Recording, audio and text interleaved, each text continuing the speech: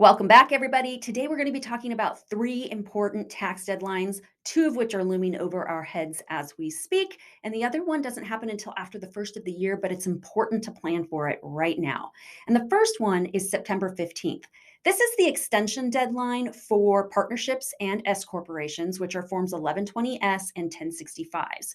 So, as long as you filed your extension by March 15th, you have until September 15th to file the return without incurring any of the failure to file penalties. So it's really important that you get on that as quickly as you can because it's already halfway through August.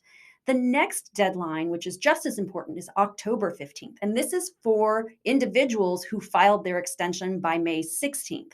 Again, as long as you file by October 15th, you will not incur those failure to file penalties. However, it doesn't preclude you from incurring failure to pay penalties. So if you file your tax return by October 15th and you owe money, penalties and interest retroactive back to May 16th will be assessed on your account and you will have to pay those penalties. So keep that in mind. And I know a lot of people don't think that's fair because how do they know? What they were supposed to pay. Well, hopefully, if you're a small business owner, especially, you're working with a CPA who can help mitigate those effects as much as possible. But when you file your extension, you are able to send a payment in for it. And I actually encourage my clients to do that on a regular basis. So just be cognizant that you may still get penalized for failure to pay if you owe money after you file by that October 15th deadline. Okay, so the next deadline I want to talk about is January 31st. 1099s for your subcontractors or outside professionals. And for example, like our company gets 1099s from our small business clients because we earn from them more than $599 a year. So, very important that you are supposed to file those 1099s by January 31st if anybody you paid earned over $599. Super important. I know I'm repeating myself here, but I cannot express how important this is because, in the end, if you are non-compliant and you do not file those 1099s, you technically cannot expense those subcontractors who are supposed to receive those 1099s because the government says that somebody has to pay the taxes. And if you don't file that report, they're not necessarily trusting that the person who worked for you is reporting all of that income. So, really important. And why am I talking about it now?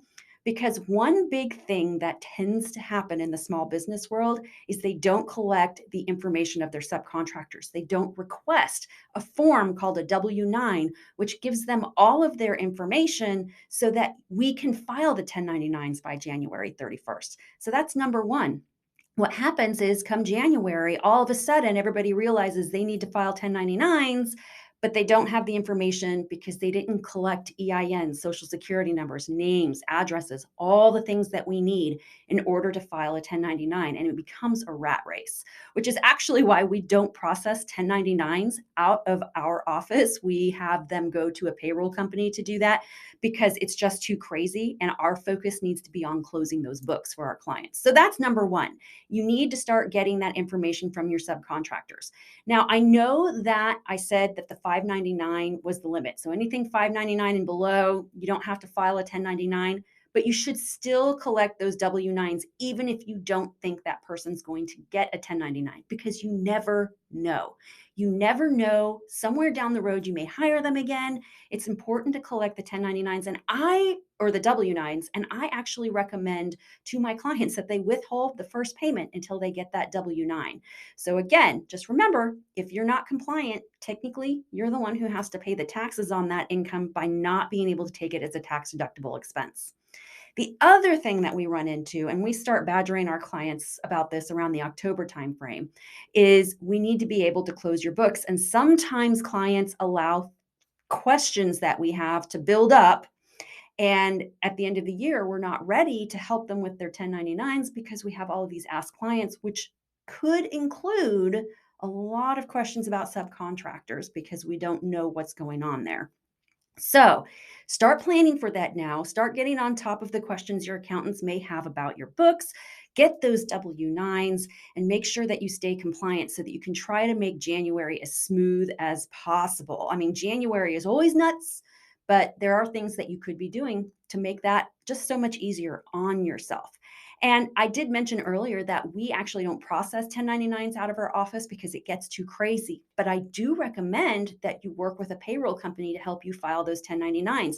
They have the technology, they're a lot faster at it than most accounting firms can be. So that's just something to look into. It's relatively inexpensive. And once you're in the system, you're in the system. And from one year to the next, just gets smoother and smoother. All right, you guys. So next week, I'm going to talk about cryptocurrency. It's a big thing now. We're hearing all about it in the news. And just how are we handling that for tax purposes? So that'll be what we talk about next week. We'll see you then. Take care.